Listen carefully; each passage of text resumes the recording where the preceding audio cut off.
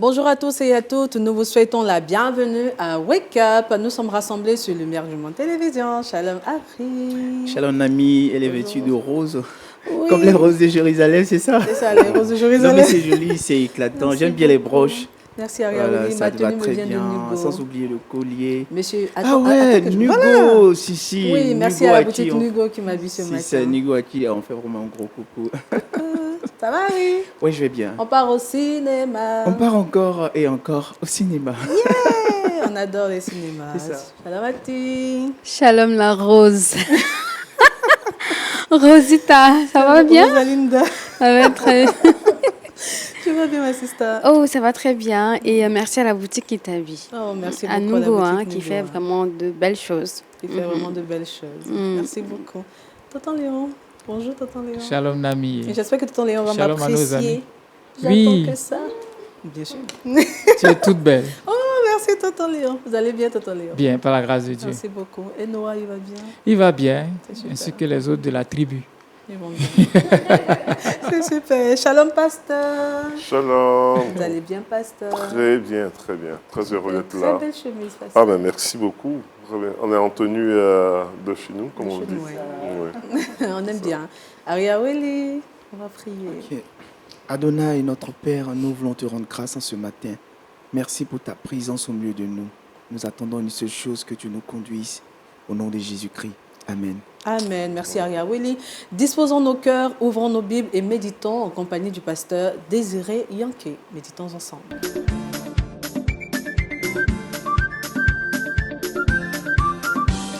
Pasteur, recherchez le Saint-Esprit. Oui, et c'est un commandement même que le Seigneur nous donne, hein, très clair, dans Actes des Apôtres, chapitre 1, verset 8. On connaît ce passage, je l'ai même chanté des fois. Il est écrit comme cela, il dit « Mais vous recevrez une puissance, le Saint-Esprit survenant sur vous, et vous serez mes témoins à Jérusalem, dans la Judée, dans la Samarie, et jusqu'aux extrémités de la terre. » En fait, le conseil que Jésus a donné à ses disciples à ce moment était d'attendre la venue du Saint-Esprit avant de pouvoir aller. C'est intéressant parce que ces apôtres-là et ces disciples avaient suivi Jésus durant son ministère. Ils avaient vu toutes sortes de prodiges, de signes, de miracles. Ils ont vu Jésus guérir les malades, ouvrir les yeux des aveugles, ressusciter des morts, tout ça. Et Jésus, alors qu'il arrive à la fin de son ministère terrestre, leur dit « Il est avantageux pour vous que je m'en aille. » Et si on s'arrête un instant et qu'on considère ces disciples, si on était parmi ces disciples-là, moi je me dis souvent, j'aime souvent me mettre comme ça dans la peau d'un disciple, m'imaginer que j'étais peut-être un des apôtres. J'aurais dit, mais qu'est-ce qui est plus avantageux que ça? Qu'est-ce qui est plus avantageux que de voir Jésus physiquement, de pouvoir l'entendre, ses enseignements en direct? On n'est pas pas sur les réseaux sociaux, là, on est en direct, en face à face. On est vraiment à t'entendre et à voir physiquement et directement des miracles authentiques et des résurrections, de pouvoir te toucher. Je dis, qu'est-ce qui est plus avantageux de te parler directement comme cela? Parce que on est directement en prière presque 7 jours sur 7 et 24 jours sur 24, juste en te parlant. Qu'est-ce qui est plus avantageux que ça? Mais pour Jésus, le Saint-Esprit était plus avantageux que la présence physique de Jésus. Et on ne réalise pas ça en tant que croyant, des fois. Mais c'est ce que Jésus dit dans sa parole, en disant, il est mieux pour vous que je m'en aille. Il est mieux que je ne sois absent physiquement. Et l'Esprit de Dieu, avec les apôtres, est venu même combler l'absence physique de Jésus. On ne réalise pas ça, mais c'est ce qui aussi a pris place. Parce que si l'Esprit de Dieu n'avait pas comblé cette absence physique, les disciples auraient été des apôtres nostalgiques, constamment en train de ruminer dans le passé. Vous dites, dans le bon vieux temps, hein, lorsqu'on était avec Jésus, ça c'était la vraie affaire. Et puis là, maintenant, l'Esprit de Dieu est là, c'est tellement lointain. Mais il y avait vraiment une proximité avec l'Esprit de Dieu. On voit dans la suite, avec la suite des Actes des Apôtres, une proximité de l'action de Dieu. Et les disciples arrêtaient d'être des spectateurs, ils étaient des acteurs de ce que Dieu faisait dans le monde. Et à travers eux, désormais, c'était des aveugles qui voyaient, c'était des paralytiques qui marchaient, c'était les miraculeux qui prenaient place. Et la bonne nouvelle était annoncée aussi, comme ce que Jésus faisait. Et aujourd'hui, promesse laissée dans les Écritures n'est pas juste une chimère, c'est pas juste quelque chose de lointain, c'est pas juste une belle histoire à pouvoir raconter dans nos églises et à nos enfants, c'est quelque chose qui est possible encore 2000 ans plus tard de le vivre, expérimenter et de pouvoir normalement le vivre même dans notre concret. Et la Bible nous enseigne de pouvoir aspirer au Saint-Esprit, d'aspirer à sa présence, à son action, à aspirer à avoir une relation avec Jésus par le Saint-Esprit. Et l'Esprit de Dieu est là pour nous assister dans notre quotidien, de nous assister dans notre réalité de vie, de nous assister aussi dans nos choix de vie, dans notre orientation, dans notre destinée. Et c'est aussi une invitation pour nous aussi, encore aujourd'hui, 2000 ans plus tard, de pouvoir s'attendre à lui, à pouvoir crier à lui et à pouvoir être les témoins de ce que Jésus fait par le Saint-Esprit. Et j'aime ce récit de façon particulière parce que c'est une exhortation pour nous encore aujourd'hui. Amen. Merci Amen. beaucoup, pasteur, pour cette belle exhortation. Tonton Léon, réaction aux questions? Oui, non, peut-être réaction, mais c'est vrai que là, on lit ce passage, mais on ne fait pas vraiment très attention sur l'opportunité qu'avaient les disciples d'être avec Jésus. Et quelque part, je dis, mais attends, c'est un privilège, c'est un titre de gloire de savoir que je fais partie du protocole de Jésus. Qu'est-ce que tu es en train de nous dire là? Quand tu pars, tu nous laisses avec qui? Qu'est-ce que nous on devient? Voilà. Et s'il y a plus grand que ça, que cette présence physique, nous devons tous soupirer et aspirer à ça. Et ça me fait aussi penser que parfois, on est attaché à une certaine gloire, à un passé glorieux, à une manière de faire de Dieu. On aimerait toujours que ce soit ça. Et pourtant, quelque part, Dieu aimerait faire plus grand. Mais on est tellement accroché à ça qu'on n'arrive pas à rentrer dans cette dimension avec le Seigneur. Que le Seigneur nous aide Amen. à lâcher pour plus grand. Amen. Merci, tonton Léon. Pasteur, on va prier. Nous voulons te remercier pour ta douce parole ce matin. Et nous voulons exposer notre cœur devant toi, Jésus. Et crier, aspirer à ton esprit en nous, agissant en nous. Cet esprit qui vient dynamiser notre relation avec Dieu. Cet esprit qui vient nous détacher nos cœurs de tout ce qui n'est pas de toi, du péché. Cet esprit qui vient décupler l'impact de notre témoignage. Cet esprit qui vient nous conduire, nous enseigner ce que tu nous as, nous instruire sur ce que tu nous as enseigné. Nous prions pour ton esprit au milieu de nous et ton esprit agissant en nous et à travers nous, dans le nom de Jésus.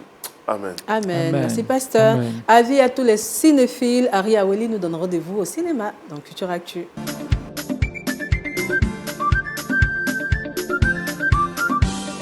Harry. Aujourd'hui, on fait encore du cinéma. Voilà, et nous parlons du film documentaire Jesus Camp ou encore Le Camp Jésus-Christ. Et donc, comme je l'ai dit, c'est un film documentaire qui est sorti en 2006 et qui a été réalisé par Rachel Credy et Heidi Ewing. Il faut dire que ce film s'articule autour de la vie de 3 enfants. J'ai nommé Lévi, Rachel et Tori, qui participent au camp d'été, le camp d'été dénommé Kids on Fire, et qui raconte avec beaucoup d'intérêt leurs différentes expériences personnelles avec le Seigneur Jésus-Christ. Habituellement, ce qu'on a l'habitude de voir, bon, je me répète un peu, mais ce qu'on a l'habitude de voir, ce sont des grandes personnes qui racontent leur vécu, les différentes expériences avec le Seigneur. J'étais malade, et le Seigneur m'a guéri, m'est apparu, j'ai expérimenté un tel miracle avec le Seigneur Jésus-Christ. Mais quand on réalise que ce sont des enfants qui, cette fois-ci, racontent leurs expériences avec le Seigneur Jésus-Christ, je pense qu'il n'y a vraiment pas plus grand que ça. Et l'objectif de ce camp, il faut dire que c'était dans un premier temps de former une armée du Seigneur Jésus-Christ composée essentiellement d'enfants. Et je pense que le pari a été bien réussi. Et dans la suite du temps, c'était aussi pour affranchir ces derniers-là de l'endoctrinement, leur permettant d'être connectés à l'évangile vrai. Donc, leur donner vraiment les fondements bibliques pour leur permettre encore d'être enracinés comme le parent dans la parole de Dieu. Puis enfin, de les sensibiliser également sur les éléments, j'allais dire, de la société tels que l'avortement, donc les sensibiliser sur le danger de l'avortement et puis du réchauffement climatique pour les amener également à avoir des comportements, en plus d'être chrétiens, il faut aussi penser aussi à l'environnement, au bien-être de la société. Et donc c'était, j'allais dire, un camp de formation spirituelle, mais aussi un camp de formation à la vie pratique. Voilà, donc j'ai une bande annonce, je ne vais pas aller trop loin. Je vais vous permettre de découvrir la... C'est tellement intéressant de baigner dans une telle atmosphère.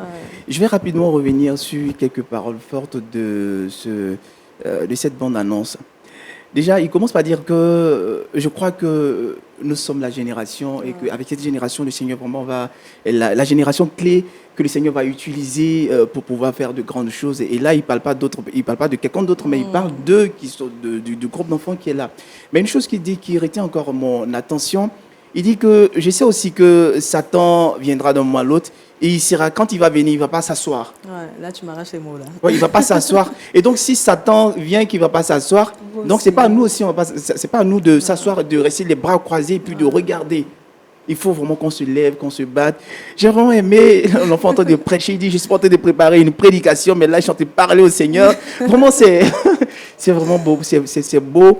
Et tonton Lien est là, il ne dira pas le contraire.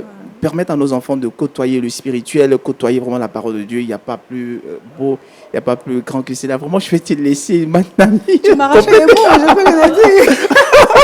Parce que je sens que vraiment tu as envie de parler. Oui, tu m'arraches les mots. Hein. C'est cette partie également qui m'a marqué, le fait de dire Satan ne peut pas rester assis. Nous également, nous ne devons pas rester assis. D'où l'importance de prier sans cesse, comme nous le dit 1 Thessaloniciens 5, voilà, verset 17 ou 18.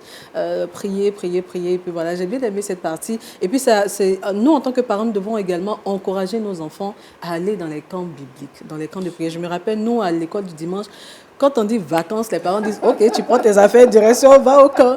Ça emmène l'enfant à plus aimer Dieu, à cultiver une relation, une proximité avec le Seigneur. Et donc, tous les parents qui suivent Wake Up, encouragez vos enfants, c'est bientôt les vacances, encouragez les enfants à aller dans les camps de prière et vous verrez qu'ils ne seront plus les mêmes. Comme l'a dit hein, le monsieur dans la vidéo, il dit que je sais que vous ne serez plus les mêmes après ce séjour. Donc, c'est vraiment... Nous vous encourageons déjà à aller regarder ce film documentaire et puis aussi à envoyer vos enfants dans les camps de prière. Et tonton Léon ne dira pas le contraire parce que Jeunesse en mission a un camp. Ben oui, ça c'est notre vie de tous les jours au fabricant de Zoa. C'est le département de Jeunesse en mission qui travaille avec les enfants, les jeunes et leurs familles. Ouais.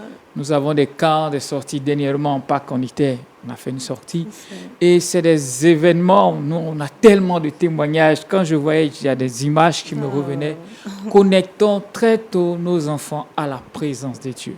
À la présence de Dieu. Parce que le Saint-Esprit aussi opère en eux. C'est là qu'il agit. Vous êtes vraiment étonnés de voir des enfants donner des paroles de connaissance, d'interpréter les passages bibliques, de prêcher, d'annoncer l'Évangile. Et ça, le Saint-Esprit aime ça, Dieu aime ça. Et ce sont dans ces rencontres, dans ces retraites que vous pouvez le vivre. Alors, je ne sais pas, je ne ferai pas une publicité, mais si vous cherchez un endroit où envoyer vos enfants pour ces vacances, même avant les vacances, les samedis, on a des rencontres, ben écoutez, joignez LMTV et puis on verra comment vous accompagner pour ceux qui sont en Côte d'Ivoire. Merci, tonton Léon. Pasteur. Je trouve ça une très belle vidéo et vraiment au niveau, je suis tellement d'accord avec ça, Dieu qui utilise des enfants, la bouche des enfants et la bouche de ceux qui sont encore à la mamelle, il a fait sortir, il a fait éclater sa gloire et on le voit et c'est édifiant de voir ça. Merci beaucoup, pasteur. Et oui, et à la fin, les enfants, le pasteur, je ne sais pas, le monsieur, le moniteur, il a dit qui veut donner sa vie à Jésus. Moi, après, je veux redonner encore ma vie à Christ, mais c'était trop bien. Ouais. Bien. Merci beaucoup, Ariaweli, pour tes découvertes. Tu es béni. Amen. Amen. Merci beaucoup, Ariaweli. Merci à tout le monde sur ce plateau. Direction la vidéo du jour. Aujourd'hui, notre vidéo est consacrée à une belle princesse qui, face à une punition, décide de relativiser et ça interpelle. Regardons.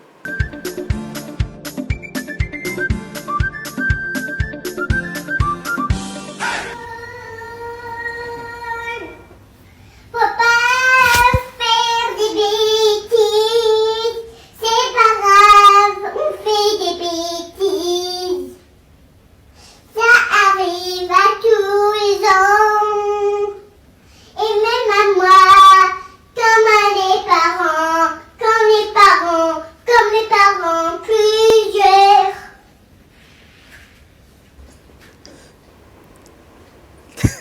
C'est une très belle vidéo. Et puis, elle n'a pas tort. Hein. Tout le monde fait des bêtises. Voilà, pour un peu limiter.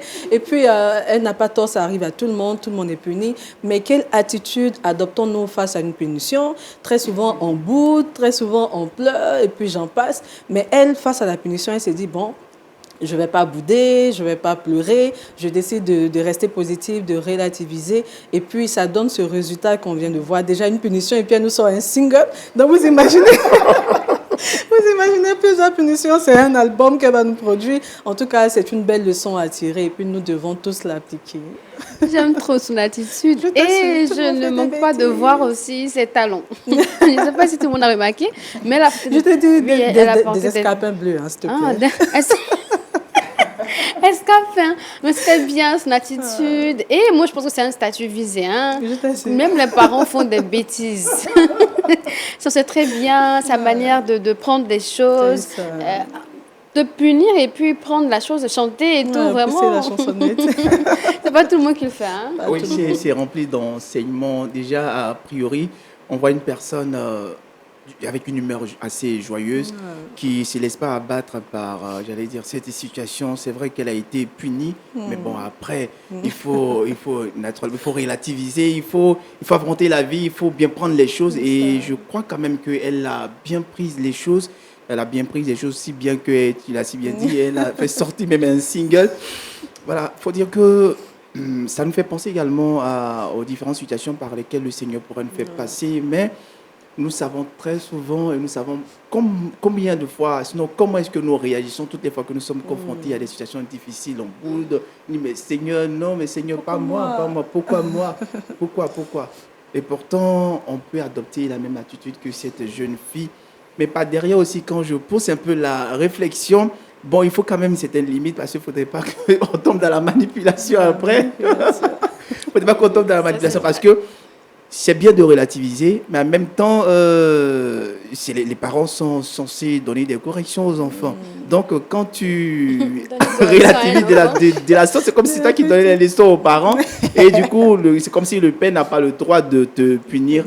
Alors qu'en réalité, il faut toujours amener les enfants à l'autre. Donc, c'est aussi pris avec des pincettes. Très belle leçon, mais je pense aussi avec beaucoup de pincettes. Dieu merci, Tonton Léon est là. Tonton Léon, est-ce que là, dans ce cas, on pourrait parler de manipulation, surtout que par moment, les enfants, en tout cas, ils arrivent quand même à nous manipuler? Oui, c'est vrai qu'elle a beaucoup de créativité à composer une chanson avec la punition. Donc, de là, je m'interroge sur la nature de la punition. Elle n'est pas assez conséquente pour l'amener à réfléchir, à se pencher sur son cas. On est en studio en même temps. Voilà, c'est ça. Donc, si elle a le temps d'en faire une chanson, c'est que bon. Ça, probablement, c'était une technique du coin. Vous avez vu qu'elle était seule. Voilà, donc certainement, on lui a dit au coin dans ta chambre, arrête-toi quelque part. Et puis bon. Donc, c'était un peu souple.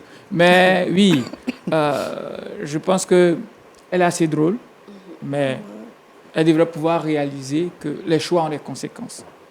Donc, un mauvais choix va entraîner une conséquence assez difficile et les parents sont dans ce rôle. Même si eux aussi font des erreurs, elle devrait pouvoir le réaliser. Donc, attention à la manipulation aussi. Voilà, attention à ça. Même les parents. Même les parents. Puis, elle a mixé les parents. Elle a 3 fois. Oui, même les parents. Et moi, quand Harry a dit que souvent dans la vie, lorsque nous sommes submergés par les difficultés et qu'on prend la vie du bon côté avec la parole de Dieu, souvent, moi, je pense que l'ennemi même a peur. En fait, il n'a pas peur, mais il a mal. Mais c'est pas la fille là à qui j'ai pris l'enfant. C'est pas elle, j'ai donné la maladie. Mais pourquoi elle est contente comme ça? Souvent, je pense que c'est balle perdue aussi pour l'ennemi parce que c'est vrai, parce qu'on s'attendait à se morfondre, à se lamenter. Et puis, la personne relativise. Et puis, c'est mais lui, il est là-bas, il a mal. C'est parce qu'il ne peut pas venir dire. Sinon, il a mal en fait. Mais c'est une bonne attitude aussi à avoir lorsqu'on traverse des difficultés. Et ça, même, le Seigneur, il est là-bas, il dit, ça, c'est ma fille. Ça, c'est ma fille. Au début, dans l'histoire de Job, on voit un peu dans les débuts, c'était comme ça, avant les plaintes. Mon fils, il a un tête, justement. Et ça encourage aussi souvent. C'est ça, merci Mathilde, pasteur. Ah, c'est très intéressant en tout cas. J'abondais plus dans le sens aussi de tonton Léon par rapport à cela. Mais parlant de chansons pendant les bêtises, bon, dans les Écritures, on voit David qui chante après les bêtises à l'Éternel. Aussi, Beaucoup de psaumes ont été on inspirés. était inspiré après ces bêtises. Donc là, je pense qu'elle s'est inspirée de son tonton David. Hein. C'est ça. Merci à tout le monde. C'est le temps des enfants avec tonton Léon dans le Kiss Time.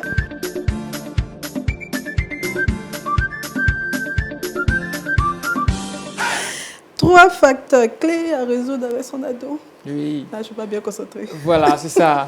3 facteurs clés. Je ne sais pas si résoudre correspond, mais je veux dire, c'est 3 facteurs qu'il faut observer, qu'il faut traiter avec son ado. Il y en a plusieurs, mais pour cette émission, j'ai décidé d'en garder juste 3.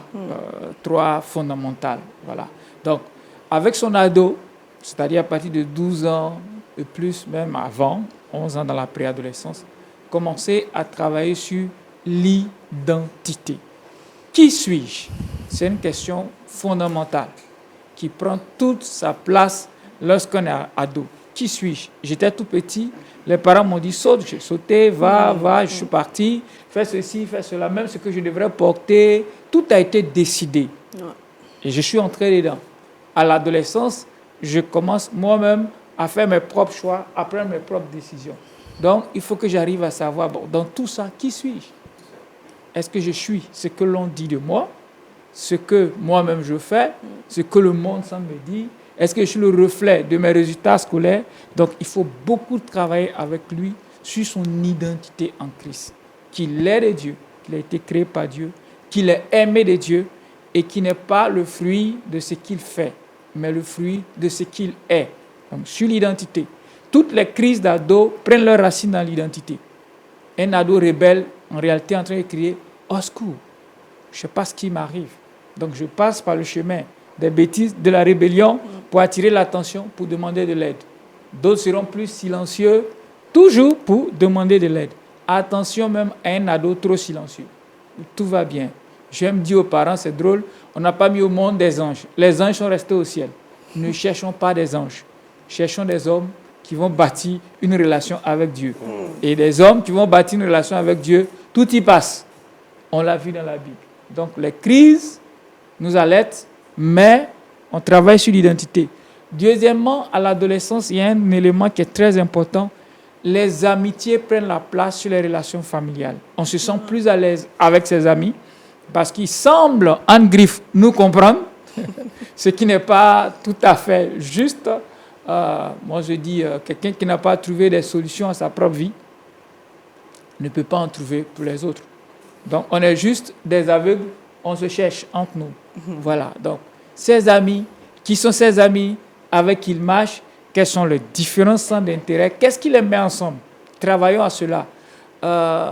C'est vrai que beaucoup de parents, quand ils regardent la tête de celui qui marche avec leur ado, ils ont tendance à « je ne veux pas le voir », pourquoi tu marches avec lui? Dans tous les cas, c'est bien de le voir que de ne pas le voir. Oui. Ouvrez vos portes aux amis de vos jeunes. Que votre maison même soit le lieu quand ils vont se promener, là, ils viennent boire de l'eau. Ça vous permet de voir avec qui il marche, de pouvoir l'aider, l'accompagner. Vous ne voyez pas, il va à l'école, il revient. Il va à l'école, il revient. C'est le bon enfant, il n'y a pas de souci. Mais très souvent, des parents étaient surpris que déjà à 10 ans, l'enfant prenait la drogue. On l'a découvert quand il était à l'université. Il a pratiquement 7 ans, 8 ans d'expérience dans la drogue.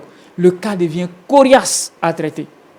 Et pourtant, marcher avec d'autres enfants, même si la tête de l'enfant ne l'aime pas, mais ça permet de communiquer, de changer, de s'informer plus avec qui marchent vos enfants, vous aidera à pouvoir l'aider et même au besoin aider ses amis-là. Donc, surveillez les amitiés, pas pour vous opposer, mais les accompagner. Et troisièmement, nos ados ont beaucoup plus besoin de références, de modèles, de repères. Moi, je dis, le plus gros souci d'un ado aujourd'hui, c'est le manque de modèles. Des gens qui prêchent, il y en a. Des gens qui donnent des leçons, il y en a. Des gens qui jugent, il y en a. Des gens qui crient, il y en a. Des gens qui menacent, ils vont en trouver partout. Souvent même, ils savent qu'ils ont fait, c'est pas bien.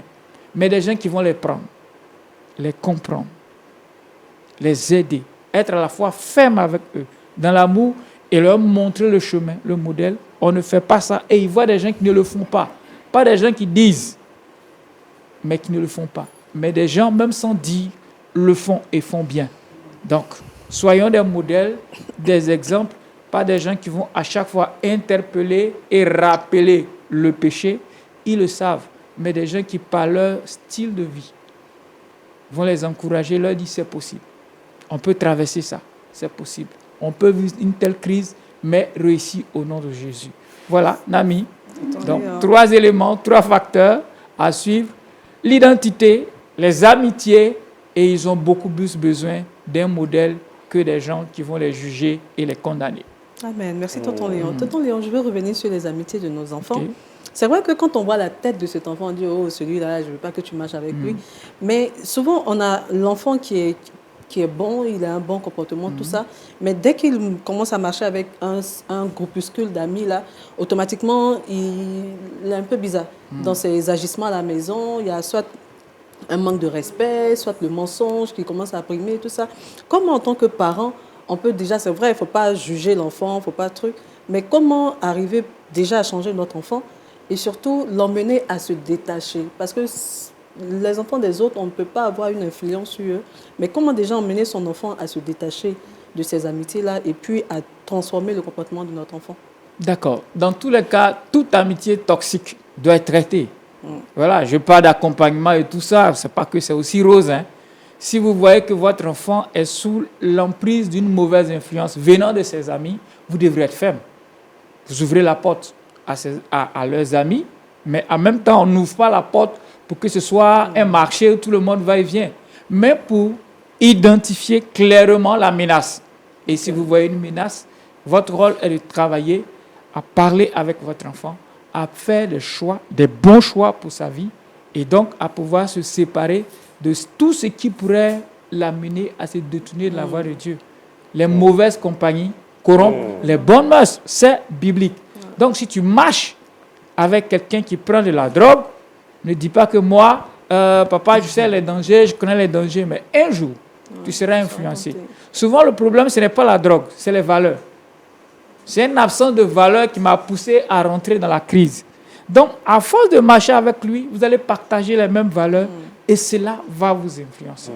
Donc, l'idée, c'est de lui communiquer les valeurs et l'apprendre à dire non. Lui apprendre à dire non. Ça, ce n'est pas bon pour moi. Ça ne correspond pas à ce que Dieu veut pour moi. Et je ne veux pas que tu marches avec lui. Au besoin, faire venir même ce tableau. Et être un père aussi. L'interpeller sur son attitude, sur les dangers, sur les pièges de la vie qu'il mène. Mais s'il ne comprend pas, vous fermez la porte, plus d'accès. Et vous encouragez vos ados à vous éloigner de lui. Merci, Tonton Léon. Tonton Harry. On a eu presque la même question, comme il y a déjà répondu. Merci beaucoup, Ariaweli. Pasteur. Ah, c'est des conseils tellement pratiques, c'est tellement précieux. Ayant été père aussi d'ados qui sont devenus jeunes adultes aujourd'hui, j'avais une expression qui les a suivis durant toutes les adolescences, où est-ce que je disais une proverbe, vous savez, mes gars, vous allez prendre votre envol à un moment donné. Mais vous avez besoin de choisir avec qui vous voulez voler. Donc je dis, vous pouvez voler à la fois avec des aigles, et on sait où est-ce qu'ils mettent leur nid, ou vous pouvez voler aussi avec des mouches. Et puis on sait où ils se retrouvent. C'est ça. Donc je dis, des fois, ça a besoin de pouvoir choisir avec qui tu voles. C'est ça. Merci beaucoup, Pasteur. Soyez bénis, Tonton Léon. Amen, merci. Merci, Tonton Léon. Le Trick Box, c'est avec Mathie. Aujourd'hui, nous avons une recette du dessert fruité au chocolat. Le Trick Box.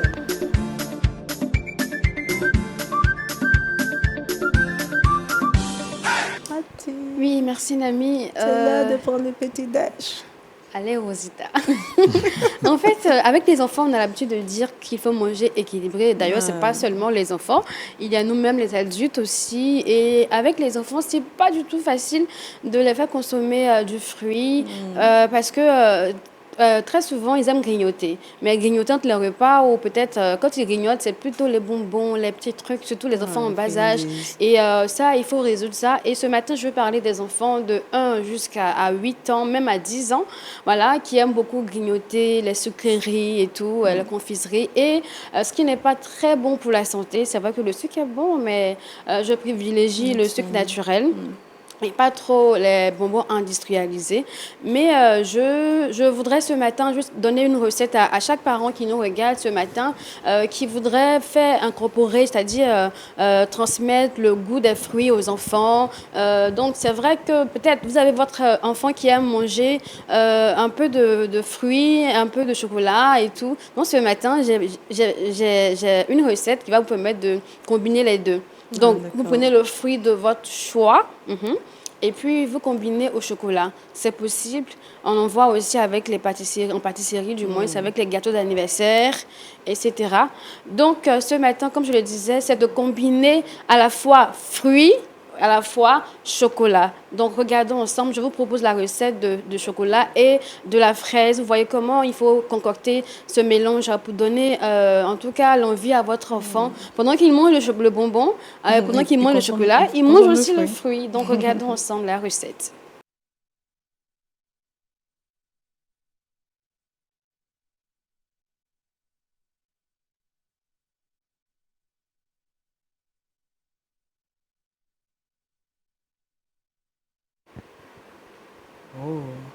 Voilà, on a à la fin un dessert, voilà, fruité, comme je l'ai dit, chocolat, fruits. Donc, c'est pas mieux que... Oui, c'est mieux. Hein, mais je précise aussi qu'il faut vraiment encourager les enfants à se brosser les dents juste après avoir mangé le chocolat. Parce que pour éviter la dent carriée, voilà, les bactéries. Tout ça. Donc, c'est assez important. Merci beaucoup. Mais c'est vrai, c'est pour les enfants, mais est-ce que... Je pense que tout le monde...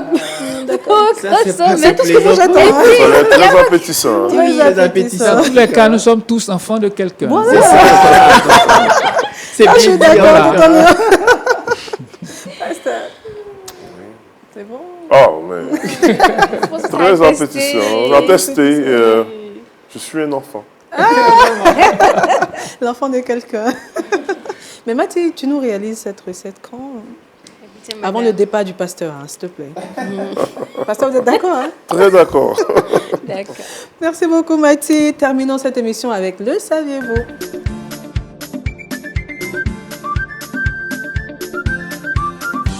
Connaissez-vous le paradisier? Connaissez-vous le paradisier? Amis téléspectateurs, ce que vous vous apprêtez à voir, sinon ce que je m'apprête à vous montrer va vraiment vous émouvoir. Ça sera certainement une découverte pour certains parmi vous et puis une redécouverte, pourquoi pas pour ceux qui ont déjà vu. Il faut dire que la nature, pour ne pas dire le règne animal, ne cessera pas de nous surprendre. Aujourd'hui, nous allons braquer nos projecteurs sur un oiseau. Un oiseau et non des moindres, un oiseau qui, pour attirer, pour séduire sa future compagne, est obligé de se livrer à un ballet, que dis-je, est obligé de se livrer à une chorégraphie hors pair. Voilà, aujourd'hui, nous parlons du paradisier qui est le maître du spectacle nuptial, un prétendant aux capacités énormes, aux capacités non négligeables. Et c'est à travers la vidéo, on découvre ensemble. Préparez-vous à un ballet que peu d'yeux ont la chance de voir. Voici le paradisier, maître du spectacle et de l'illusion. Pour séduire, il déploie ses plumes comme un éventail vivant, danse, vibre, et transforme son corps en œuvre d'art. Chaque mouvement est calculé, chaque battement millimétré. Ici, c'est la beauté qui dicte les lois de la nature. Dans la jungle silencieuse, il ne cherche qu'un regard, celui de la femelle, juge ultime de ce chef-d'œuvre éphémère. Quand la nature danse, elle écrit sans mots. Une histoire que seul le cœur peut entendre.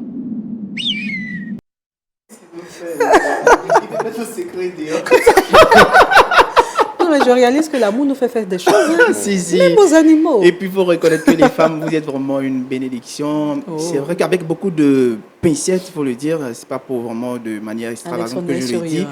Mais il faut dire que pour vous, on est vraiment prêt à faire beaucoup de sacrifices, il faut Même le à dire. danser.